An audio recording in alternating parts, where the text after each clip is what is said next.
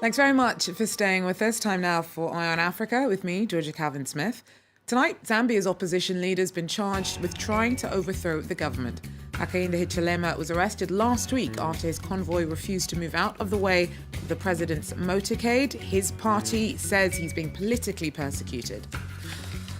We head to Nairobi to take a look at the first treatment program for drug addicts in East Africa. NGOs hope to encourage the government to follow suit and expand on the number of centres available.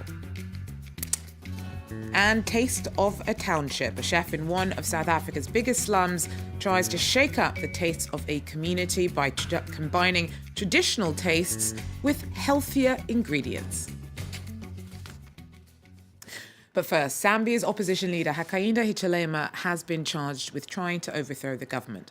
He was arrested last week on suspicion of treason after he allegedly endangered President Edgar Lungu's life when his convoy refused to give way to the leader's motorcade.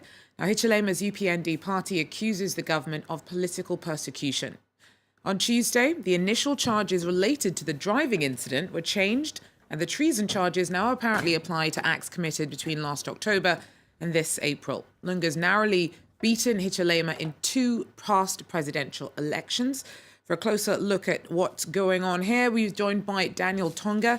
Daniel, so the grounds for the treason charges seem to have drastically changed since last week. What's Hichilema supposed to have done to try and overthrow the government in the most recent allegations?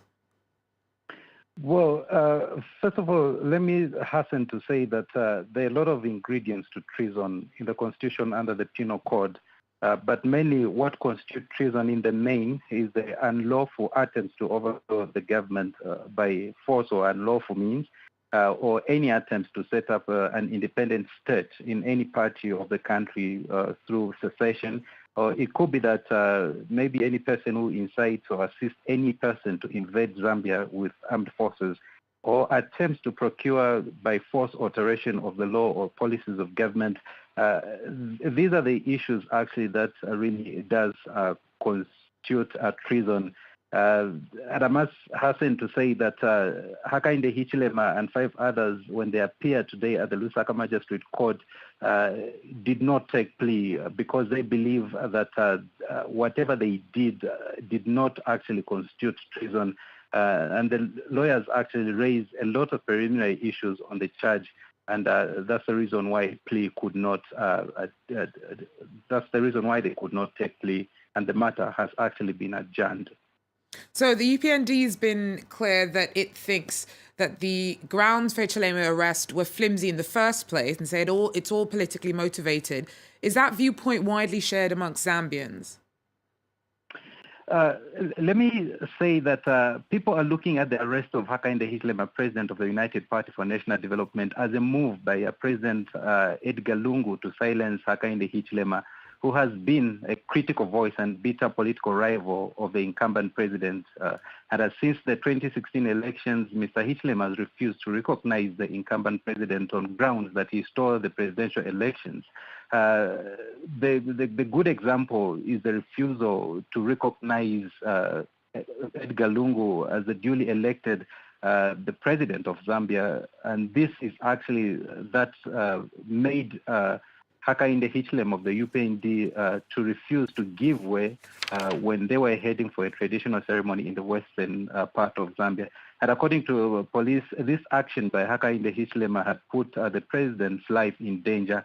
And according to the police, they're believing that President Hakainde Hichilema should be charged with treason, and they think that he did commit treason. So when you look at this issue, actually, it has brought a lot of different perspectives. There are those that believe that Mr. Hakainde Hichilema did commit an offense of treason, but then there are those that feel that this charge is just something that they're trying to persecute him. Thank you very much. Daniel Tonga there for us in Lusaka. Look at some news in brief now. 13 UN staff were taken hostage by 100 unarmed Sudanese refugees in Goma, eastern DR Congo. Many of the refugees living at the Manigi base are former fighters for South Sudanese President Riek Machar, who fear returning home. They're demanding to be moved to a third country. Libyan fishermen found the bodies of 28 migrants who appeared to have died of thirst and hunger after their boat broke down off the coast of Sabratha. The victims were buried in a cemetery for illegal migrants in the city on Tuesday. Smugglers often pack people in, hoping to make it to Europe onto flimsy dinghies. Libya has become the main departure point for African migrants. On Tuesday, 170 people from Mali were deported from Libya as it struggles to cope with the influx. A French soldier is on trial here in Paris on charges of molesting 2 young girls in 2015 while serving in Burkina Faso. Prosecutors say 40-year-old Sebastien L. filmed himself whilst abusing the girls, who are 3 and 5 years old, in a pool in Ouagadougou in 2015. Prosecutors have asked for 6 months no bail and 18-month suspended sentence. At the time, he was serving in France's Operation Barkhane, which saw soldiers deployed in anti-extremist efforts throughout the Sahel, including Burkina Faso, Chad, and Mali. Now, Kenya has one of the highest rates of intravenous drug use in the world. That brings with it a high risk of users catching HIV and hepatitis. International health workers have stepped in to try and offer addicts a treatment program that aims to slow down the spread of illness associated with drug use. Our correspondents report. Picking up old syringes to prevent the spread of AIDS and hepatitis. This is one of the missions of the Doctors of the World team in Nairobi. 3 times a week, the team visits the Karangwari slum where many addicts live. Users can be found shooting heroin in vacant lots. But now they've learned to decrease the risk to their overall health. Through MDM, through going through training, harm reduction, that's where I learned how to prepare my things in a safe way. Drug users are stigmatized here and often lack access to doctors. Few think to be screened for diseases, unaware of the risks of infection and epidemic.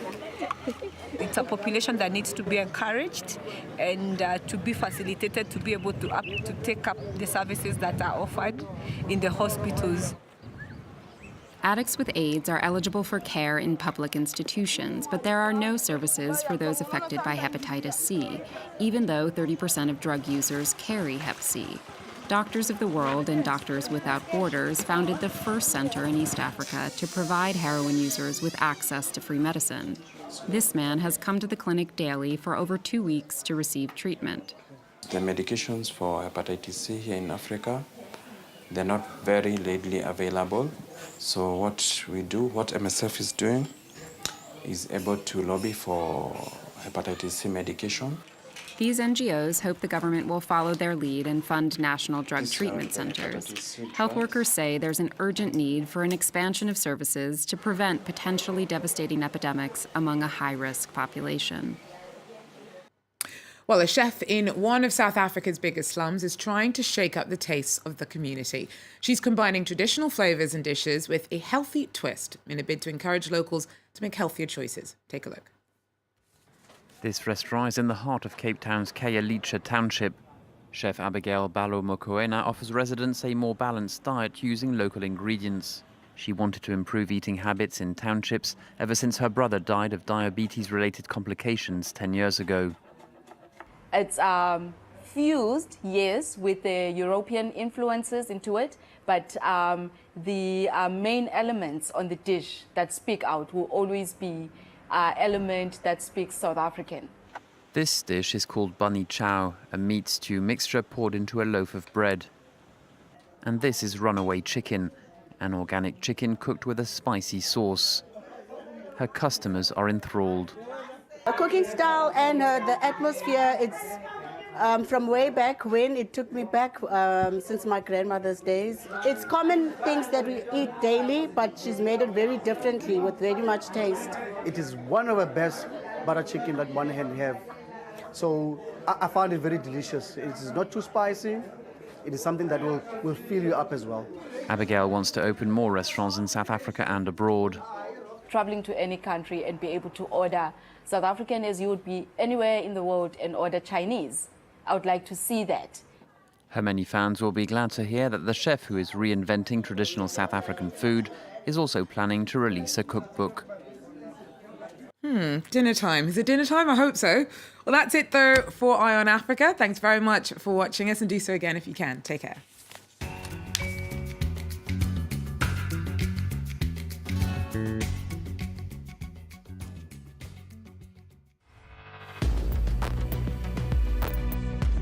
France 24 is getting ready to bring you all the action from the French presidential election. Stay informed of all the developments with our reports, debates and analysis. The outcome could have implications across the world. First round, April 23rd, second round, May 7th. Follow the French presidential election on France 24